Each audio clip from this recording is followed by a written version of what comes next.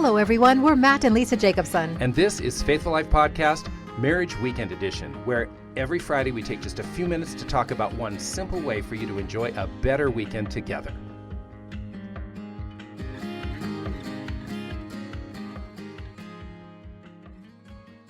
Hey, welcome to the weekend, everybody. Yes, hello, everyone. All right. So here we are, Marriage Weekend Edition, and we're going to dive into our one small little subject. Okay.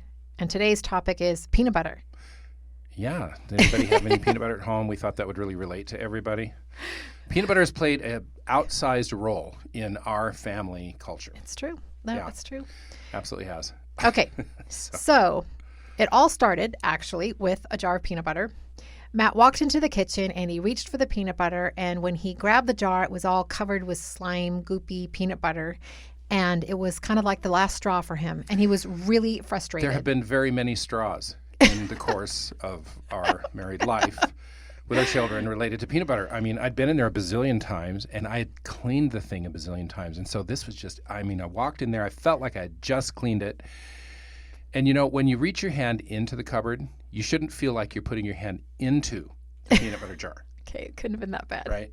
So the peanut butter is designed to be on the inside, not the outside of the jar. So anyway, I grabbed that peanut butter. I turned to Lisa. I said, is there a reason we are living like this?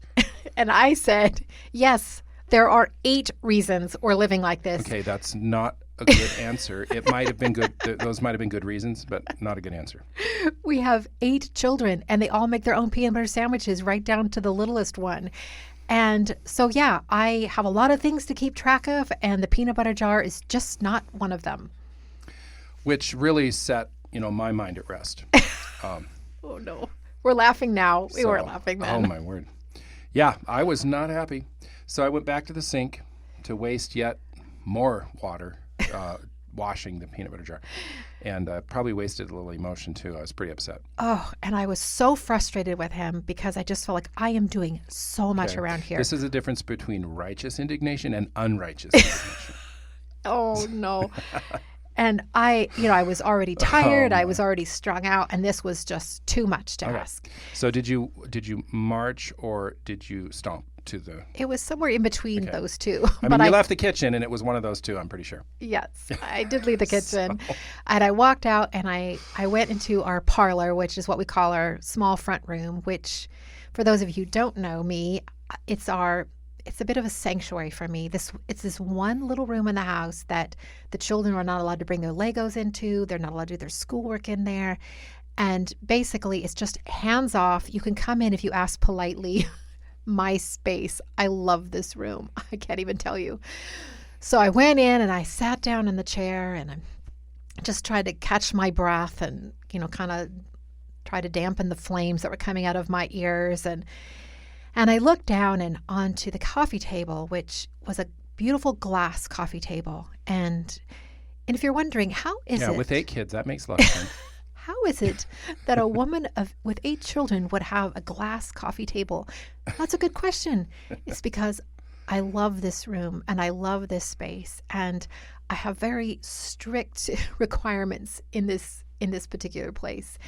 And Matt and the kids have really been respectful of this, and so they uphold those wishes that I have for this room. And in that way, I can sit down and I can just feel the peace coming over my body as I'm sitting in this sweet spot. I thought we were talking about the peanut butter jar. Okay, I'm coming there. I'm going there. Yeah, so I was thinking about that, and all of a sudden I had this moment of deep conviction because I thought, how is it that I can have a whole room perfectly clean, and yet for some reason I can't keep the peanut butter jar clean, especially when you've asked me over and over again if I could Not that the thought ever occurred to me. But. Oh, no. No, I felt terrible. I realized that the reason that hadn't happened is because it wasn't a priority with me. It was your priority. It just wasn't mine. And so after I pulled myself together. Well, just a minute. I was in the kitchen and I was just being very godly and washing. I don't know. I wasn't in there, but washing the jar in a godly way and having godly thoughts. And so, yeah, I just was really walking with the Lord in that It's time. funny what what a jar of peanut butter can do to your spiritual walk. Anyway, so I did walk in and I said, first I asked him for forgiveness for just the way I responded because it was not right. And also just told him, I said, you know what? I have been convicted that I have had a bad attitude about these kinds of things you've asked me to take care of, and that I put a higher priority on the things that are important to me instead of the things that are important to you. And I want to change that. Yeah. And I didn't hear any of that. It's all like blah, blah, blah, blah. Here's what I heard. 3 words. She said all that, but here's what I heard. I love you. That's what I heard. And you know what? That's what your spouse is going to hear, man or woman. And I just hasten to say, we could have told a story about me, all right? Lisa just happens to be the one in this story, and she wanted to tell, we'll talk about in a minute why, but it could have been me. I could have been the one, because we have lots of examples of these things in our marriage. So this is not a one-sided thing. It absolutely applies to me too.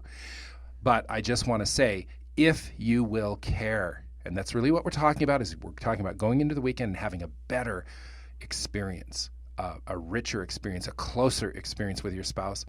If you will tell yourself, hey, they're small things, but you know what? Small things are always, frankly, big things over time. That's just the nature of these small things. And what we're talking about is small things that can be big things in a positive way or big things in a negative way. I mean, is a little bit of peanut butter on the outside of a jar a big deal? No. But just over the course of time, it was just one of those things that I like a clean jar in the cabinet. It was a big thing to me, and Lisa came and made it a huge thing to me. And she did that by saying, you know what? Your preferences matter to me. Mm-hmm. You see, I love you. We say, I love you with the way that we care about the things that our spouse cares about, even in these small little matters. You know, when I think about it, I think, and maybe you're like this too, if you're listening, that the big things I'm actually probably better at, like the big decisions or the big, hey, this is what our family needs to do. And I'm right there. Okay, let's do it. Let's make this happen. It's funny how often it's those small things that we dig our heels into and go, no, I'm not going to make that important, or no, you're asking too much, or that doesn't fit into my plan. Now, I'm not saying you say those words out loud, but for me, the spirit behind it. Yeah, internally, in this case, this classic case, that's exactly the way I was thinking. I'll decide what's important. And in this case, my priority was the parlor, a whole room versus one small one small peanut butter jar. So I just want to say right now, I'm going to tell everybody why you said you wanted to tell this story. Okay. And here's why. Because Lisa said to me that, she said, you know, looking at this particular matter in marriage, she said, in my experience, it's about 80-20. It's 80% women and 20% men. Now, I personally would never say that. In fact, I want to go on record. You're on dangerous ground. I want to go on record. I never even had that thought. Because I'm thinking, no, guys, we have to make sure we care deeply about these small little preferences that our wives have, and conversely, the wives to the husband.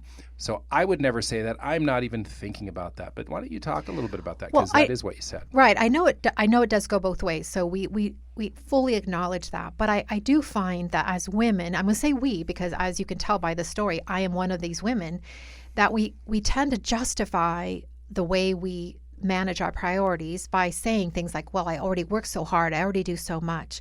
And it becomes this kind of a self-righteous justification on why things that you've asked us to do are not as important. And it could be, or silly, or not, like in my case, I'm thinking, I already do so much, why would I add one more thing? Although, honestly, how hard would it be for me to train the kids? Hey, kids, when you use the peanut butter jar, this is the routine. You're going to wipe it down. This shows respect to your dad. He's asked us that we do this. And it really wouldn't have been that hard. But in my mind, I'm thinking, no, I don't want to make that a priority. That's literally what I was thinking. Well, and again, this is a matter that goes both ways. It's the kind of thing that, I mean, I know that the husbands are out there and they're going, well, let me see. I leave my shower towel on the floor. She's asked me to pick that up 1,000 times. Kick my shoes off when I'm flopping in the chair at night, and I leave them in the family room. And she's asked me, could you just take them back to wherever you guys stack shoes in your house? I mean, this applies to every relationship, it applies to every man and every woman in a marriage. It applies both ways across the transom. There's something very particular and very important that we have to keep in mind when we're thinking about this going into the weekend. Because, hey, are you going to have a great weekend together? Right? Get your game face on. Right? Let's have the right perspective going into the weekend. That's what the Marriage Weekend Edition is all about. One little change or one little mindset, and I'm going to go in and respond in a right way. So what we have to do is tell ourselves, I am going to care about what my spouse cares about. The small preferences. We're not talking about the earth-changing things. The world-moving matters. We're talking about those small things. And you're going to say, I love you by caring about those things and following through and doing them. But it's really important, and this is the matter that I wanted to get to. As we think about the things that are our priorities, we have to make very, very certain that we don't indulge ourselves in the process of thinking about how our spouse should be caring about those things that are our priorities. Okay? Right. This is a way to look at yourself. This is a process of looking at yourself. We are not encouraging, in fact, we are strongly discouraging anybody to have their spouse in their view as to what needs to change and what you need to care about. No, this is about you making a change in your heart and in your life. And if you do, you will get on that positive relationship cycle that moves up and up and up and up to a closer, better marriage. Yeah, and it's about what you were saying. It's about the spirit of caring for the other person. So there's grace in this conversation. It doesn't mean that, if Matt ever went over and, which sometimes happens, grabs a peanut butter jar and there's some peanut butter on it. These things happen. So but what mattered to him, what he needed to hear from me is that I care about you and I care about the things that are important to you.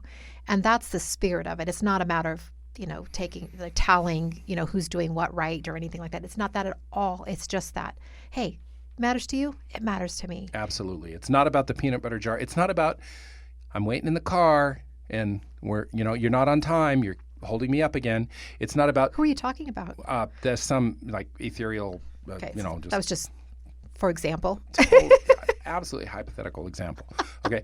Or getting the kids to bed on time, the young kids, or, picking up your shower towel or picking your socks up or whatever it is, washing your whiskers down the sink. Okay. It's not about those individual things. It's about caring about the small things in your marriage that matter. And you know what? Those small things become big, big ways of saying, I love you.